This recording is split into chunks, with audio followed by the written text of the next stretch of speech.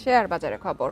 সপ্তাহের তৃতীয় কার্যদিবসে নেতিবাচক ঢাকার শেয়ার বাজার। এ সময় ডিএসইর প্রধান সূচক কমেছে 13 পয়েন্টের বেশি।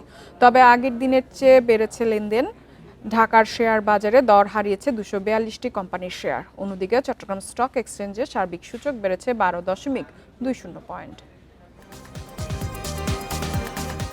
মঙ্গলবার দিনের শুরুতে কিছুটা ইতিবাচক ছিল ঢাকা স্টক এক্সচেঞ্জ। প্রথম 5 মিনিটে প্রধান সূচক বাড়ে 17 পয়েন্ট। তবে বেলা বাড়ার সঙ্গে সঙ্গে শুরু হয় সূচকের পতন। দিন শেষে ডিএসইএক্স সূচক 13.89 পয়েন্ট কমে অবস্থান করছে 4,860 পয়েন্টে।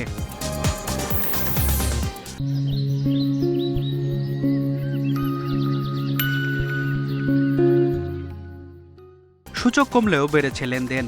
আজ 407 কোটি 41 লাখ টাকার শেয়ার লেনদেন হয়, যা আগের দিনের চেয়ে 11 কোটি 46 লাখ টাকা বেশি।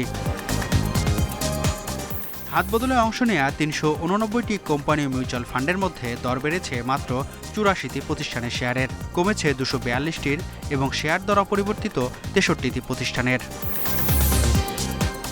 সবচেয়ে বেশি লেনদেন হওয়া প্রতিষ্ঠানের তালিকায় প্রথম Bangladesh shipping corporation, Simtex industries দ্বিতীয়, তৃতীয় অবস্থানে সাইহাম কটন মিলস। শতাংশের দিক থেকে দরবৃদ্ধির তালিকায় প্রথম ফ্যামিলি টেক্স, অ্যাপেক্স ফুডস দ্বিতীয়, তৃতীয় বে লিজিং। অন্যদিকে চট্টগ্রাম স্টক এক্সচেঞ্জে সার্বিক সূচক 12.20 পয়েন্ট বেড়ে অবস্থান করছে 13,621 পয়েন্টে। লেনদেন হয়েছে 16 কোটি 43 লাখ টাকার share. Mehedi Hasan, independent news, Dhaka.